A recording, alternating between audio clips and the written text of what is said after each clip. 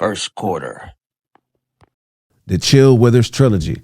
It started with Chill Withers, then went to The Chill Never Withers, and now it's at Chill Withers Cluster B. Chill Withers Cluster B dives into the intricacies of Cluster B personality disorders, histrionic, antisocial, borderline, and narcissism. Check out the album, God, God, God. And I also have a roast button, 5 one-minute roast of some of the funniest dirty jokes you ever heard in your life. Man, we back. Back like vertebrae. You know, Morgan Freeman was 52 when he got his big break. You know what movie that was? What's that? Driving Miss Daisy. No, he did one with Christopher Reeves where he was playing the pimp. But they consider that to be his first big break role. where like Big he role. never had to work a regular job again. Right. And that shit kind of tripped me out because Morgan Freeman and Jack Nicholson are the same age. And Jack Nicholson's first big break was in 1969. Wow. That's the year I was born. Bro, that's 20 years later. 20 years later. You ever look at some of your peers like, God damn, nigga, I'm funnier than you. I'm a better writer than you. How the fuck did you get the Jack Nicholson? It be like that sometimes, man. It just, sometimes you can't even explain it. Man. Like, it's just like that. I saw a comedian that I came up with that I looked to see. This dude he's had a pretty successful career as far as a comedian we would assess. But he was kind of on stage belly aching about how he didn't make it like he thought he should have made it. Right. And I was like, yeah, and I could see that. But he's had a very successful and lucrative career doing what he does. Right. He might not be well known to everybody, and he might not be like a household name, but people know him. Right. You know what I'm saying? But I saw a crack in his armor when he soaked a little bit about he think he should be bigger than what he is or should be more well known what he is. So you consider that a crack in your armor if you're complaining about something instead of trying to solve the problem?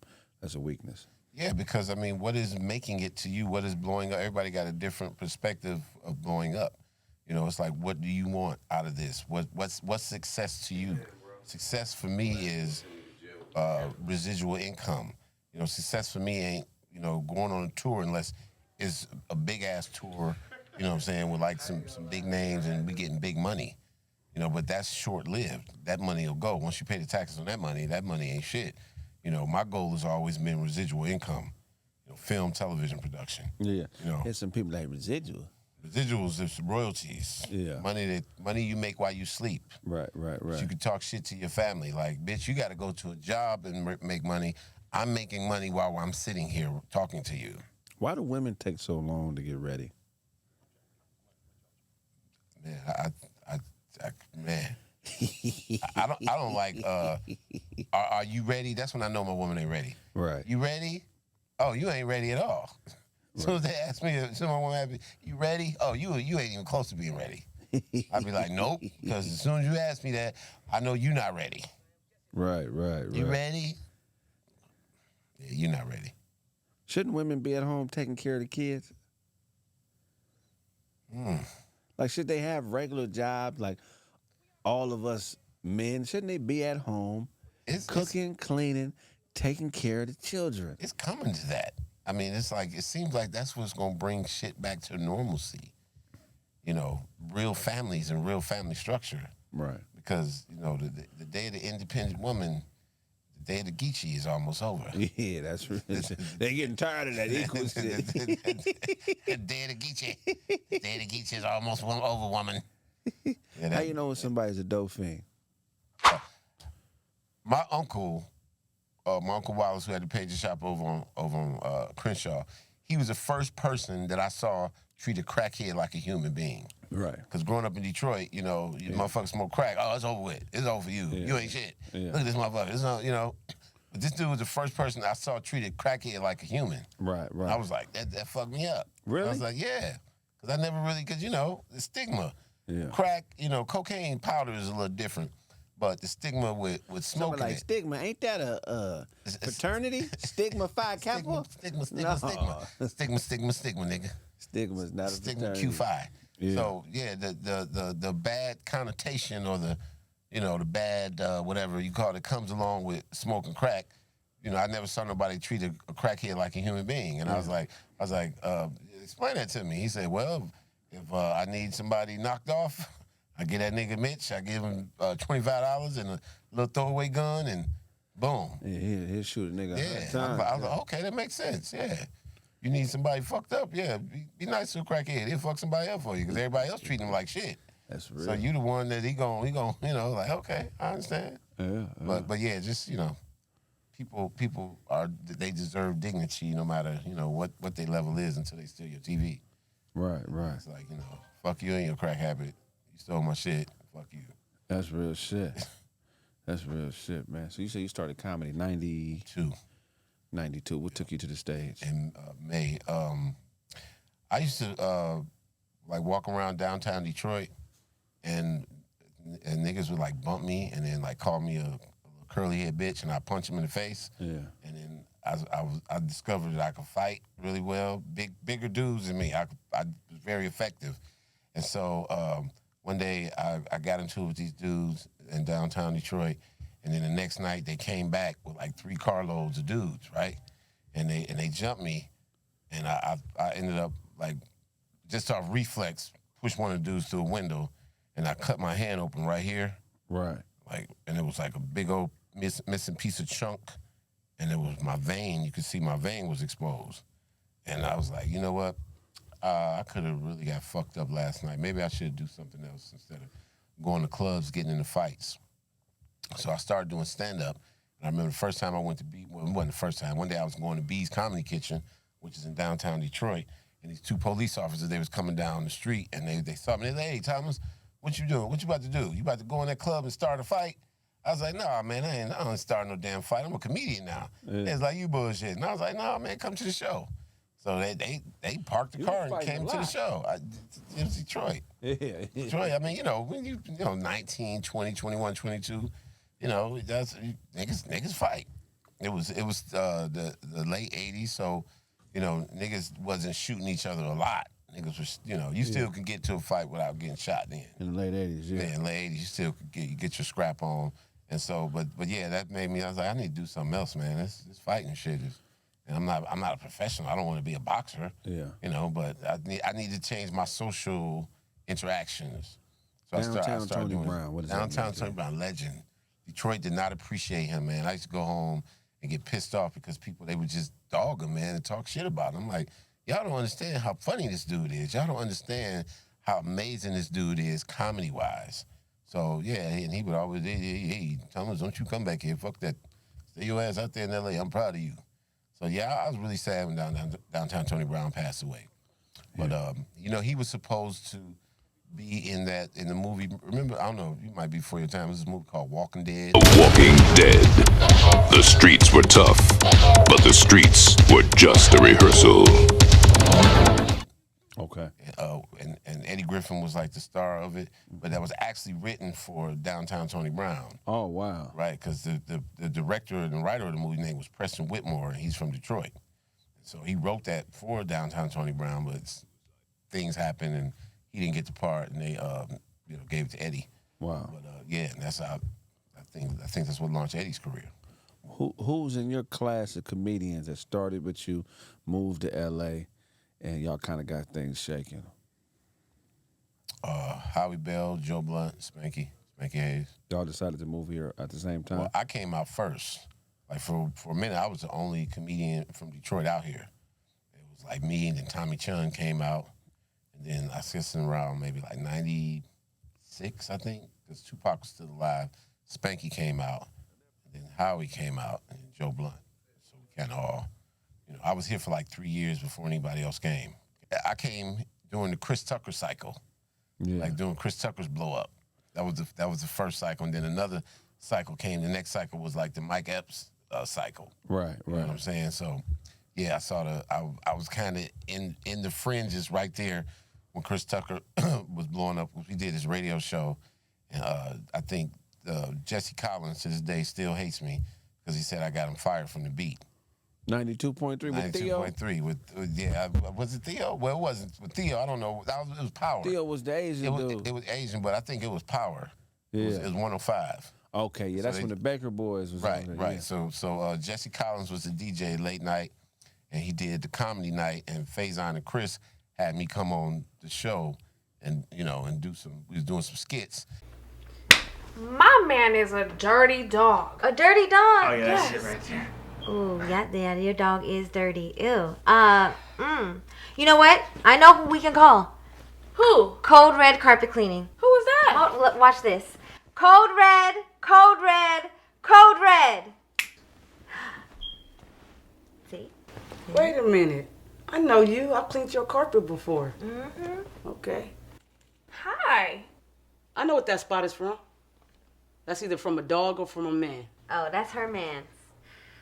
Nasty. Yeah, it needs to be taken care of ASAP. Don't worry, though. I know how to clean carpet. I was born this way. You were born this way? I was born this way. Hey, you guys, this is Chantel with Code Red Carpet Cleaning. If you need your furniture, tile, carpet, or anything clean, click the link in the bio or call 747-234-6224. Support black business. And I was doing the OJ. The OJ shit was popping off, right? Yeah, that was when everybody had OJ. Right. So Faison was OJ. Chris Tucker was the Cowlings. Yeah. The Cowlings nigga.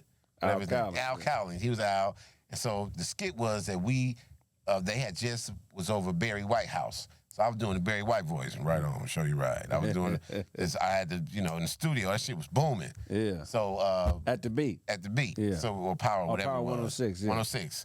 So we doing the skit and everything, and the punchline, I say I know in the Barry White voice, I'm like, I know who killed OJ and Nicole, and so they said, okay, we're gonna go to a break, and we come back, we're gonna find out from Barry White. So we cleared first. He said, what you gonna say? I said, I'm gonna say the Wu-Tang did it.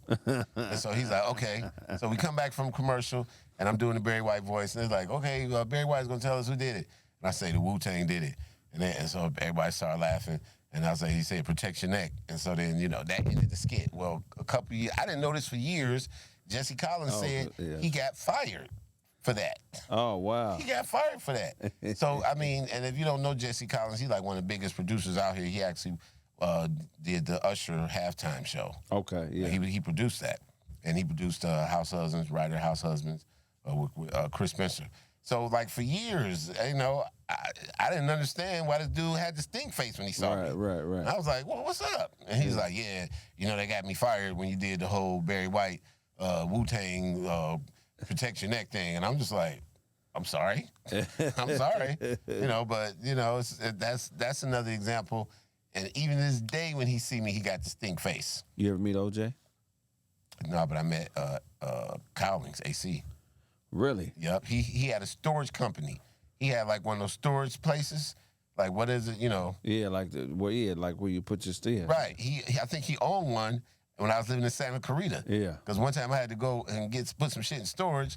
I walk in, I'm like, damn, hey, see this motherfucker, what up, dog? Yeah. And he was like, cool. It was like, you've been knowing the nigga. He was like, hey, what up, dog? I was like, what's up, hey, seeing this bitch, what up, nigga? Oh, yeah, he had a straight up storage facility. I'd be like, nigga, that's AC Collins. That's the nigga that was driving the Bronco right there. Yeah. It was out in Santa Clarita. Anthony Smith. Yeah, that's wild. Yeah, man. Tell us a story about Anthony Smith. So Well, I didn't I didn't know for years until, afterwards that, dude was doing some heavy work for some people. And, some people lost their lives. So he was a hitman. Well, I don't want to put no title on it. Yeah. He was doing stuff for people, and people ended up unalive. But this is while you guys were buddies. He was my roommate's frat brother. Okay. So, but he would come over to the house, and he was a cool dude. So we'd all be kicking it, Hey man, let's go get some stuff to throw on the grill. Right. And he had the beers and the drinks and weed. I don't remember if he smoked weed, but he would have it for us. Yeah. He just come by and just kick it, man, just chill. Man. I just got through breaking somebody's neck and shit. Yeah, that's interesting. Yeah, I was like, wow. Yeah, if you guys look up Anthony Smith, man, former Oakland Raider, was convicted of murder. Apparently, he was a hitman. We don't know, but that's what he's in jail for. I had never heard of him. Most interesting story I've heard in the last couple months, Anthony Smith. Yeah, Anthony Smith, man. LA stories, man. It's all around us. Just being out here is a story in itself. Yeah, definitely. People say, making it and blowing up, but just my last 30 years out here, it's been amazing. Just living out here, just understanding LA and the dynamics of how everything out here work and where to go and what not to go. You don't know who gonna end up being your friend and vice versa, who gonna end up being your enemy. Man, that's I understand that totally. You ever get close to giving up? I tried to once. Really? Whatever. I got made to pay rent at the Comedy Store. Okay. I was sleeping in my car actually I wasn't sleeping in my car. I tore my car and I was sleeping outside for like 3 days, but I had a showcase for Mitzi at the Comedy Store. And so I said, man, if I don't get this showcase, man, I'm going back to Detroit in the morning. So I went up and I had a terrible ass set. All other sets I was killing, but when I went, I didn't have no place to live. That shit affected the fuck out of my comedy. So I bombed, nigga, and I was coming off stage. I was like, well, I guess I'll call my mom's in the morning, tell her to send me a ticket back to Detroit. And as I was walking past Mitzi, she was like, okay, you're paid now. You're a paid regular now. You know what to do. Call Scott for spots. I was like, what? For real? Oh, shit. Yeah. And that was it. I was out of here. Man. I was about to go back to Detroit like a motherfucker the next day. Yeah. And Mitzi made me a paid regular. I was like, okay. And that basically changed my life. Oh, wow. Because I went back to Detroit, nigga, I wouldn't even look the same, nigga. In Detroit, you don't do nothing but drink Hennessy and eat chili fries. No lie, I got friends, I done lost 3 friends in about the last 6 months that was my age. Really? Yeah, just that Detroit diet. No sunlight. Niggas don't get no vitamin C and shit. Cloudy all the time. Yeah, I could You know what I'm imagine. saying? Chili fries and Hennessy will fuck you up. Yeah, so that paid regular spot, explain what that is for people watching. They're like, paid regular, what does that mean? I don't understand. That's when you become a member of the Comedy Store. Like you can, go up on the main show in the original room, which is where that's open every night. That's the room where Richard Pryor used to always, work on his jokes, and all the great comedians, they go in and work on their jokes, and then you go to the main room. But, you allowed to perform there. That's basically what it is. You're allowed to perform for the club. Because people do shows outside of the Comedy Store, in the Comedy Store, like other entities. But, you can perform on those shows like Nichelle Murdoch. It's people that perform on the Nichelle show, but they can't go and perform downstairs because they're not paid regulars. But if you become a paid regular, then you can, perform there. How long did it take? Oh, man. She used to make you do what she passed away some years ago, but she would make you like I know some people, she made them showcase 30 times before she passed them. I think she made me showcase about 4 or 5 times. And I was like, God damn. Yeah. I just killed it. What the fuck? Yeah, I got to see you again. Like, okay. So, Wow. So I think I did it about 5 times, and I got past May 5th, 1997, like May 5th, I think.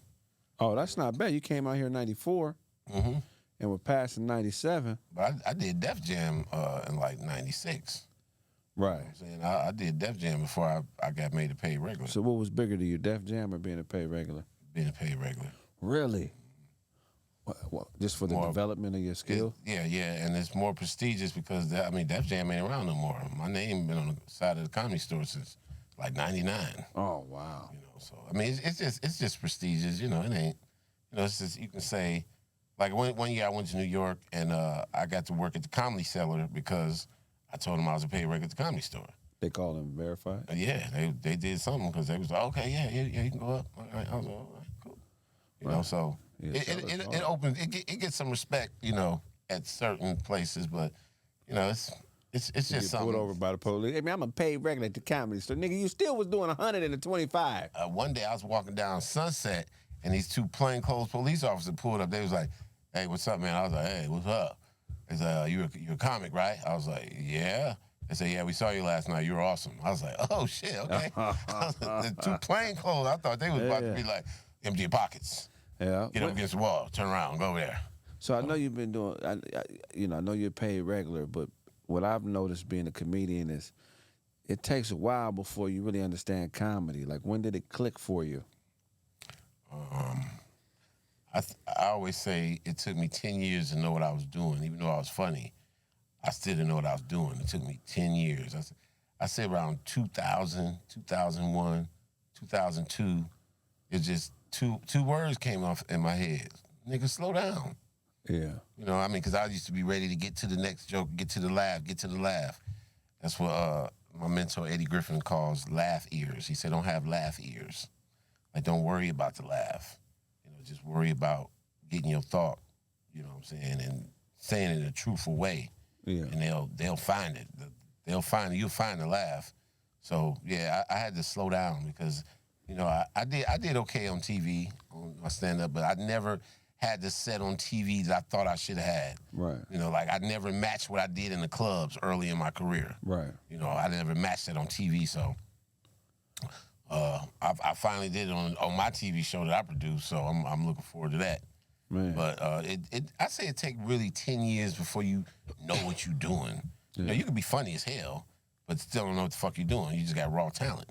You know, you know you're getting the laugh, but you don't really know why. Right. You know, or you might not be getting the laugh that you think you should be getting, and you don't know why. Right. So, you know, it just, like I said, when I got about 10 years in, I was like, okay, I think I knew I understood what I was doing at 10 years, you know.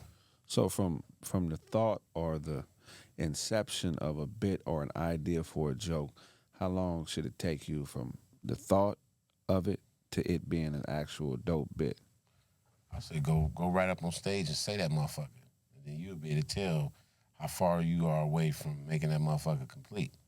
You know, I just say, go just say it. Just see how it sounds. Right. Say it on the microphone. You know, my technique is what I was telling you is just when you're at home at the crib or your office or whatever, wherever your creative space is, say the bit out loud.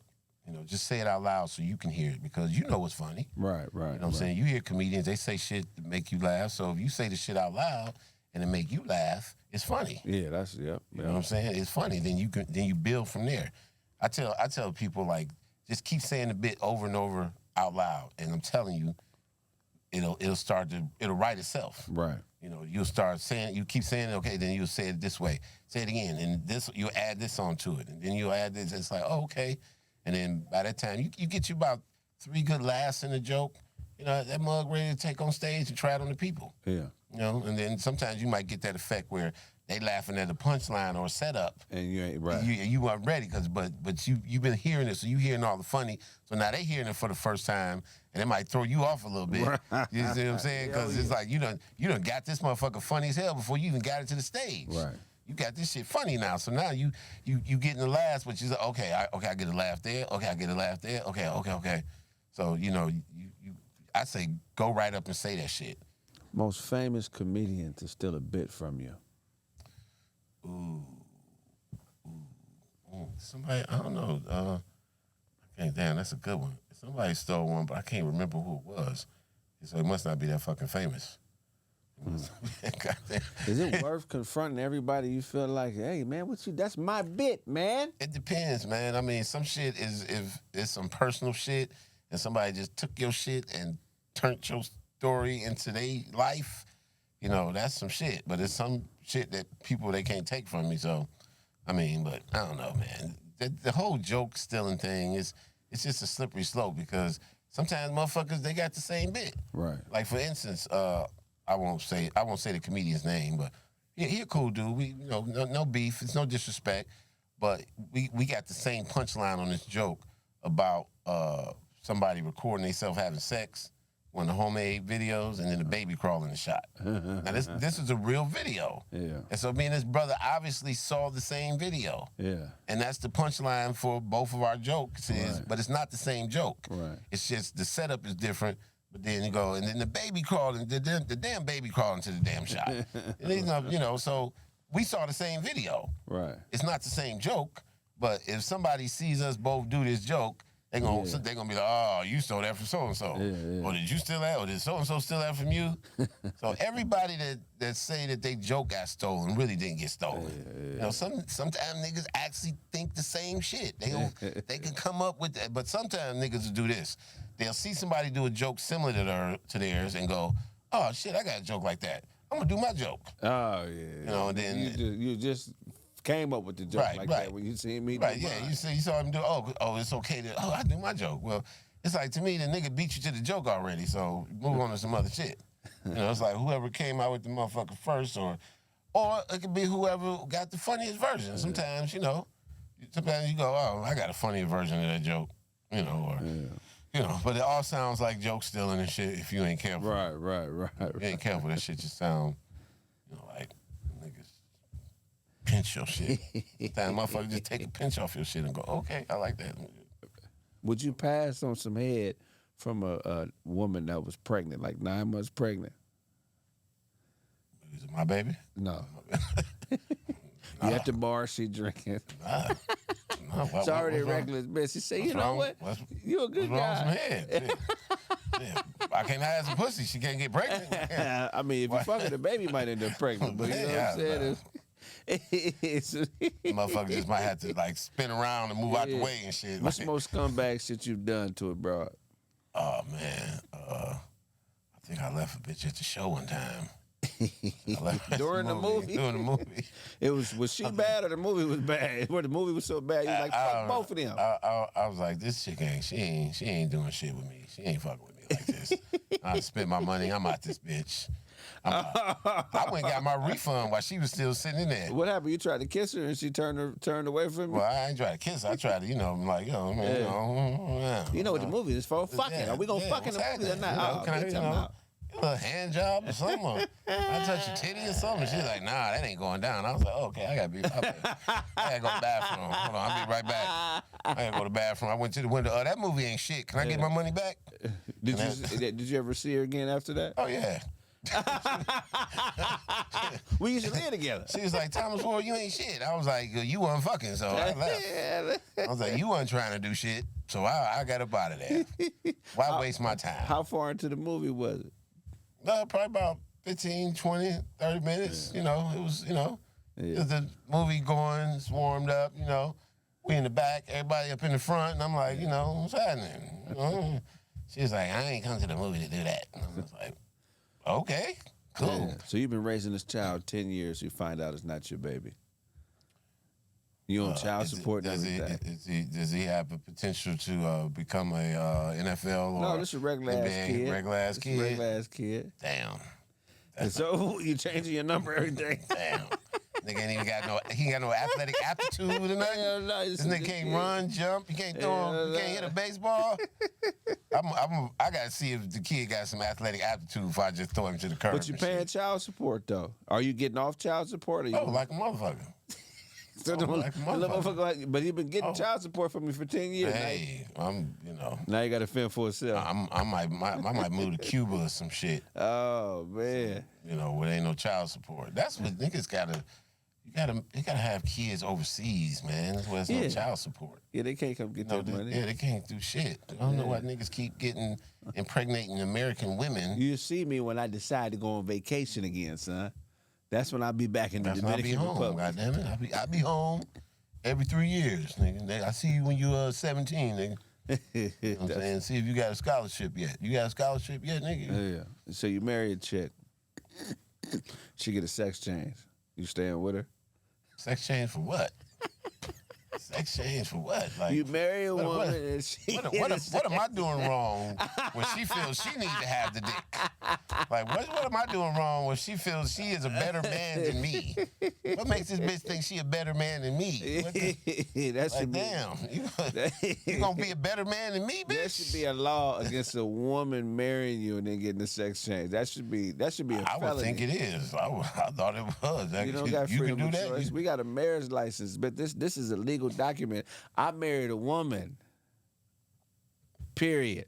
Yeah, you marry a woman. You do want to stay a woman if you marry a woman. I would prefer you not try to, be a man like me, be a better man than me, bitch. What makes you think you gonna outman me, bitch? That's what I want to know. Like, where is this coming from? Where's this shit coming from? Yeah, man. You ever been to the pen? No, but I went to the county. Oh, L.A. County? Yeah. Oh, man, they made you choose a side? Nah, I told them I was from Detroit. Nobody bothered me. Oh, is that right? And then this old dude came up to me. He was like, "Yeah, I'm from Detroit too." He's like, "Yeah, young fella." He's an old cat. He's like, "Yeah, young fella. Yeah, they want to try you. They want to get at you, but they say that you look like you know the arts. I'm like, the arts? He's like, yeah, you know, martial arts. He said, but I told him you're a boxer, you're about 180. I was like, oh, okay. I said, well, I am 180 at the time. I was 180. And I was like, I'm not a boxer, I'm a kickboxer. So tell them run their ass up and see what happens. So now I used to work at UPS. I used to kickboxing. Yeah, you got in the fight in the pen? Hell no. Yeah. No, they didn't fuck with me, for real. They was, you know. How long was you down? I think 2 weeks. Oh, that's a long time. In the pen? I mean, in the county? You was just starting to get used to it. Damn near. They sent me to Wayside. That's gladiator school. They You sent didn't me get to to fight. Wayside. They sent me to Wayside, and I was in the military dorm. Everybody. Oh, you was in the service? Yeah, I was in the Air Force. Oh, yes. Well, actually, I was in the reserves, but you know. Yeah. But yeah, they put me in the military dorm and shit. You didn't see no other comedians in there? No, I saw Drew Down, nigga. Oh, yeah, Drew Down. What was it? I heard Drew Down was in there knocking Drew niggas Down was out. out there knocking niggas out, talking about some gangster come before the pimping, nigga. The gangster come before the pimping, nigga. They was in there trying them, huh? Drew Down had the perm and then knocking niggas out.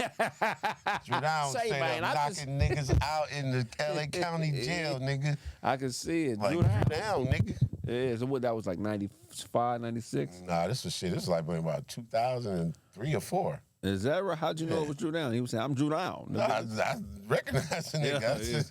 I seen him hanging around LA and shit. Yeah. Up in Hollywood and shit. He kicking with Pac and shit. You know what I'm saying? Yeah. So, yeah. That's some hell of a shit to say before you beat a nigga ass. The gangster come before the pimping, man. I think he said after he beat the nigga up. They tried the nigga Drew Down. Boop, boop, boop, boop. No other famous people in the pen? Who else? I seen by I think I saw.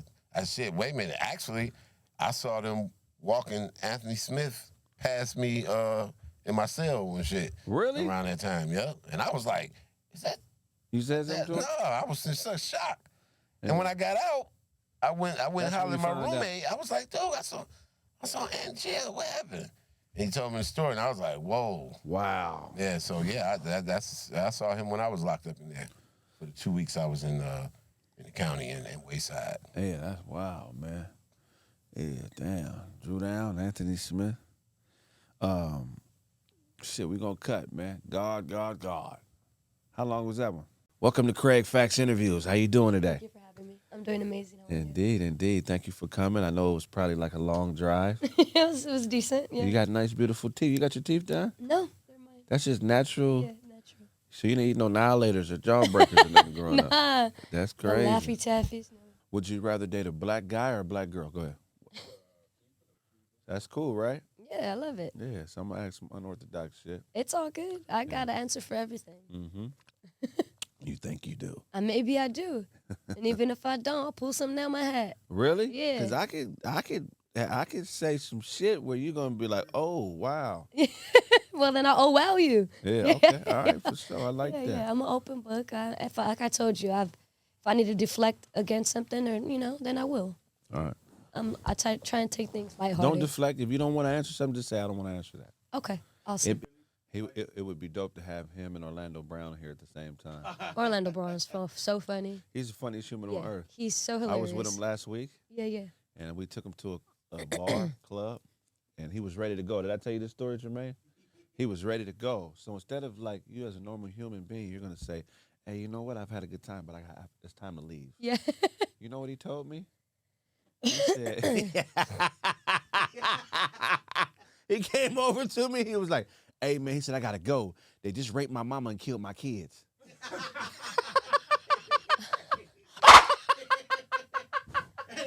I said, what, nigga? That's his way of saying it. Such a dark humor. No, he wasn't. No, it wasn't. He wasn't. He was joking. just like letting you know, like I'm out. He was dead serious. That he's like, I could tell in his mind, he was like, I have to think of the worst possible thing so they know that I'm ready to leave right now. It wasn't about trying to make me laugh or, you know what I mean? He's like, I'm out. I'm done. I have to go. Clocked They out. just raped my mom and killed my kids. What would you prefer as a spouse, black guy or black girl? Either one. I just want to be able to laugh and connect on a spiritual and mental level with somebody. Really? Yeah. So when you choose a partner, it's not a physical thing, it's a spiritual thing. Yeah, and mental. I'm attracted to intelligence. Like, can you teach me something? Yeah. And how you treat other people. People that don't owe you nothing, you know? Like Right. How are you treating the people you love the most that are around you? how you treating yourself? Have you ever dated somebody whose family didn't accept you? Yes. What happened? What part do you want to know? It was difficult. It was a challenge. It was hurtful.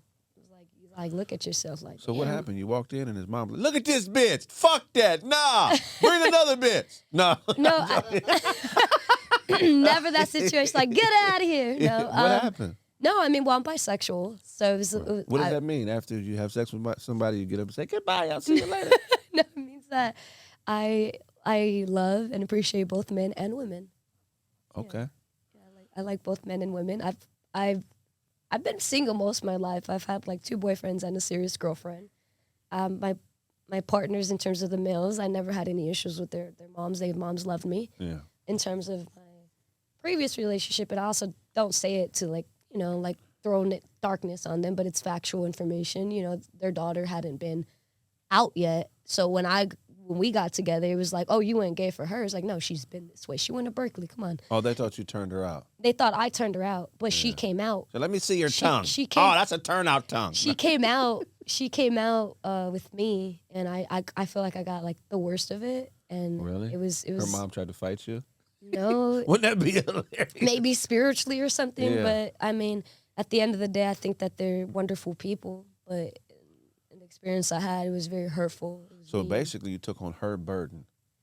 Yeah, like it got bad, man. Like, how deep do we want to get? I also, like, again, I just want to clarify, I don't say any of this to, like, No, bash on it's just her true. or her family. I send them love and respect, but it's truth. You know? Yeah. Like, they weren't the kindest people to me, and they made it very difficult. Well, I'll say it for you. Fuck them.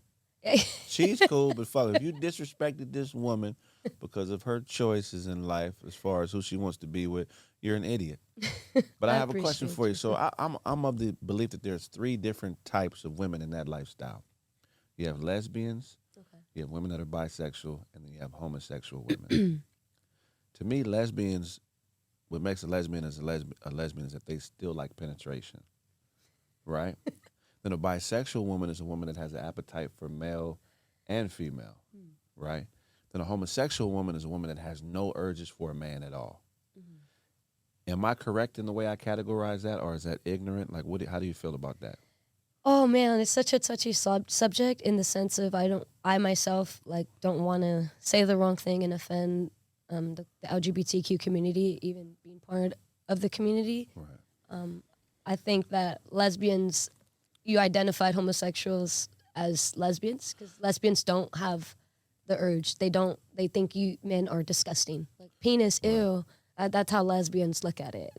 And you know the lifestyle better than me. On the outside looking in, as a straight masculine male, when I see a woman that still enjoys penetration but doesn't like men, to me, she still likes men.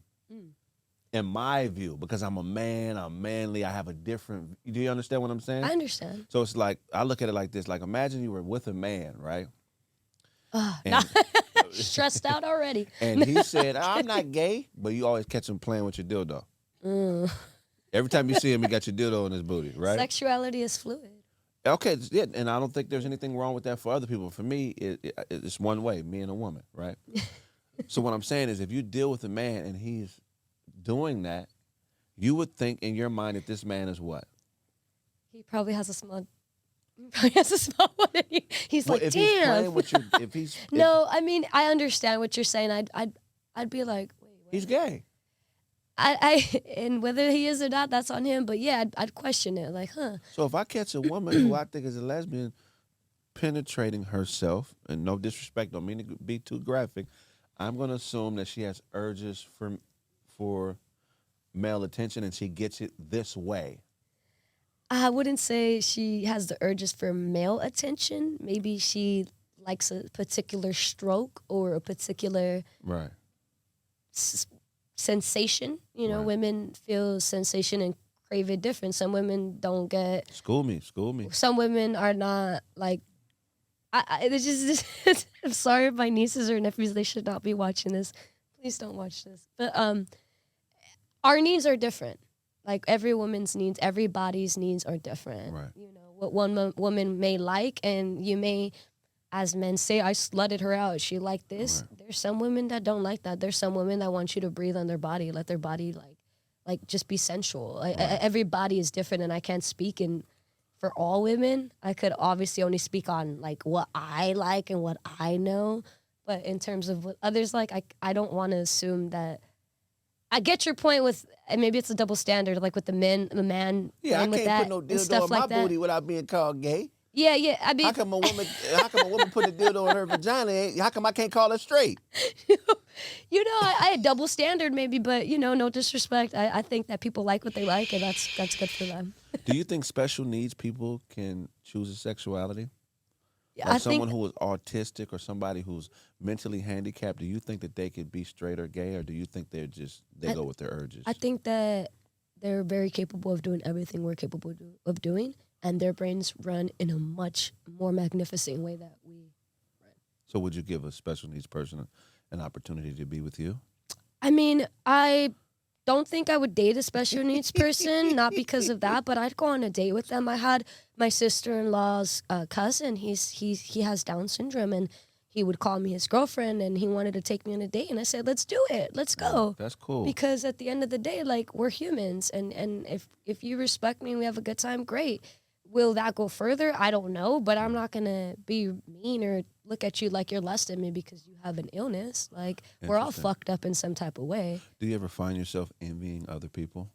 No, I think that at the end of the day, like, I just, maybe, who can I envy or hold it? No, like, I don't want to envy anybody. I think we all have a special power, and I think that we all have a uniqueness to us, and it starts with our DNA. So if you want to argue with me, it's not the same. I'm one of one. You're one of one. Mm-hmm. When is the last time you've apologized for your actions? I'm actually really big on that. I know how to hold myself accountable. The last time I've had to apologize for my actions, let's see. This is, man, I can't even think of a scenario. Maybe, What happened? you know, he had some opinions on some things. My brother and I, we got into it. We didn't see eye to eye. And, you know, sometimes things are said, and you just got to make sure that it's all love in the end, and hold yourself accountable for saying certain things that may not rub people the right way. But I never want to apologize for sharing my truth. I just think that I have a certain way of saying things sometimes that might come off harsh. Do you think you're superior to your brother? No, I'm his little sister. I do feel like the big sister of, like, I'm the baby. Sometimes I feel like I'm the big sister. I don't feel superior over anyone. I love my siblings, you know, regardless Really? of anything. Like, that's just how my mom raised us. It's like, I could talk all the shit I want to my brother, but the moment you do, it's on. Like, you don't do that to none of my family. Have you ever had sex in front of a group of people? No. Have you gotten close? No. Have you been asked to? No, but speaking of that, have you seen that video of the New Yorkers under the blanket? It went No, I viral. need to see the video. At the middle of a park. I don't remember what the name of the park, but kids, families around, they're under a Sex Park. blanket. I don't know, man. They were under a blanket. I don't know what's up with you New Yorkers, but much love to the East Coast. But yeah, that was wild. I was like, whoa, I Okay, could so never. explain why you wouldn't, and explain why you wouldn't and why other people shouldn't. What other people do is their business. I don't care what anybody does. Why I don't is I'm very big on PDA. Like, I'm not the type to be making out with somebody. You ever see those couples at a theme park and they're all like dragging on each other? Yeah. I think showing your affection is totally fine, but I don't want to have my tongue down anyone's throat. Like, for what? Like, Yeah. we could do that in our own private time, and I don't want to have to put on a show. I mean, I would have gone a different route if that was what I wanted people to see. You know, like, that's my privacy. I'm very private in terms of like what I do behind closed doors. Right. Why do women who are bisexual not have the same standards of attraction for women as they do men? Like, maybe this is an ignorant observation, right? But sometimes I notice that a woman will be hard on a man. He has to be perfect and, you know, on point. But then you see her with a woman, and the woman is like not attractive for a woman, but okay looking when she dresses like a dude. Like, what is it about the standards not being the same when women date women as when they date men? I think as a heterosexual man, you have that observation. It may not be factual for others. Really? For me, if I'm dating someone, whether they're male or female, like you need to be solid all around. Like you need to have your own. Like I can't be your whole world. Right. You know, like I don't want that. Like if I'm going for A plus, I want A plus. I don't care. So are you okay with the woman you're dating making less money than you? Yeah, I'm okay with that. What about a man? Yeah, I am. I don't believe you. No, I am because I have brothers, and I mean that. Like I have friends that they'll be like Brothers like black friends? brothers like that too, and siblings, you know. And what's up, my brothers? but no, like I have brothers, and I have nephews, and I don't want them to ever feel like they could just because they like someone they're a meal ticket. Yeah. Like what? Like I'm sorry, like the right man will compliment you just as the right woman will compliment you. And we need to take away this whole like, well, I'm superior, I'm a woman. No, we're all people. So how does that work? Because you're spiritual, you believe in God. I do. The Bible says, in a way, I don't know what scripture this is, but a woman is a helpmate for a man. She's a complement to a man. So when you date a woman, how do two complements It's find direction? It's even more powerful. You have to Really? remember if there's a woman that can tap into her masculine energy, as I know how to tap into my masculine energy How and do you my do that? feminine energy. So I'm brave, I'm tough. I know how to stand my own ground. I know that I don't need any man or any woman to get me where I want to go. I got to work hard, and I just treat people equal. Have you ever been in a domestic violence situation with a woman? Thankfully, no. Thankfully, no. You never got close to hitting a bitch? No, never. Never. Never one time? Not once. You know, they say that 68% of lesbian relationships involve domestic violence. Why is that? I don't know. I'm just very grateful that the partners I've had are not, they could have been a lot of things, but they were never physically abusing me. They were never, mishandling me, and I was never mishandling them. Yeah. If we could bump heads and yell at each other, and, the steam can blow off that, but thankfully I've never been in that situation. But I also don't take that lightly. I was, I come from a home of domestic violence. I seen that stuff when I was a child. So Your father abused your mother? not my father. I didn't grow up with him, but the person my mom was with, Yeah. and I didn't like it, and there's different forms of abuse. Emotional abuse. Right. That's another form of abuse. I've seen a lot of things in my life that can either make someone or break them, and I chose to let it be part of my story, but not to be the reason that it identifies me. And no, I don't want that for myself or my children if I ever have them. I don't want kids, but just hypothetically Why don't saying. you want kids? I feel like I'm the best auntie, and I love being an auntie, Tia Binky. I love being able to do all the cool stuff with them and then lecture them in a way where they don't feel like they're being parented, even though they are. Wow. But I don't want kids. I have a Frenchie. I guess he's my dog. He's my dog and my son, but not really the same. Every parent out there's You not got the your same. tubes tied? Excuse me? Did you get your tubes tied yet? No, I'm celibate. Are you going to get your tubes tied? I don't have to. I've never been on birth control or nothing. Haven't been sexually active with a male in forever. It's not like some lesbian's gonna get me pregnant unless we do IVF, and then it's 100% that Right. we want this, But I've never pictured myself carrying. I want to do so much around the world, for third world countries and children that don't have homes and were in situations that they didn't ask to be in, and help make the world a better place. Sounds so cliche, but if I want to do the things that I have on my list of goals, having children, I feel would slow me down, and I wouldn't be able to devote my time to what I'm really passionate about.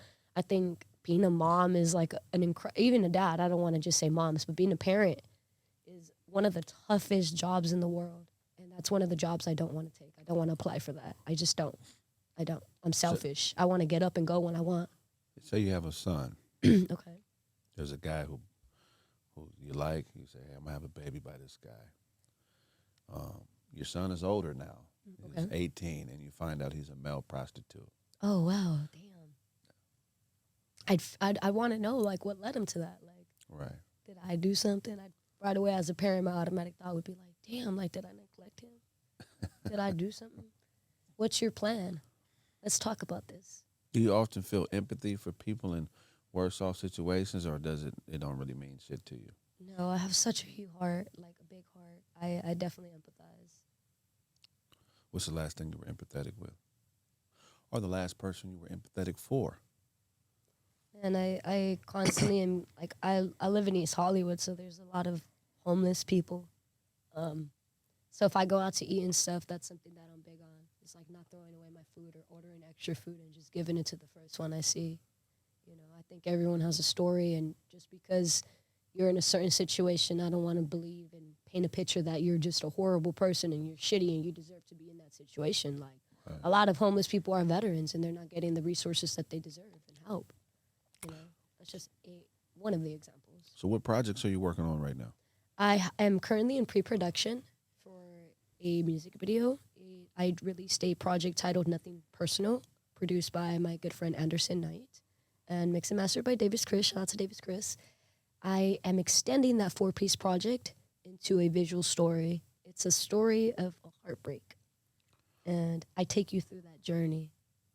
It's a rap song or R&B song? It's like rap song, yeah, but I got the bars in there.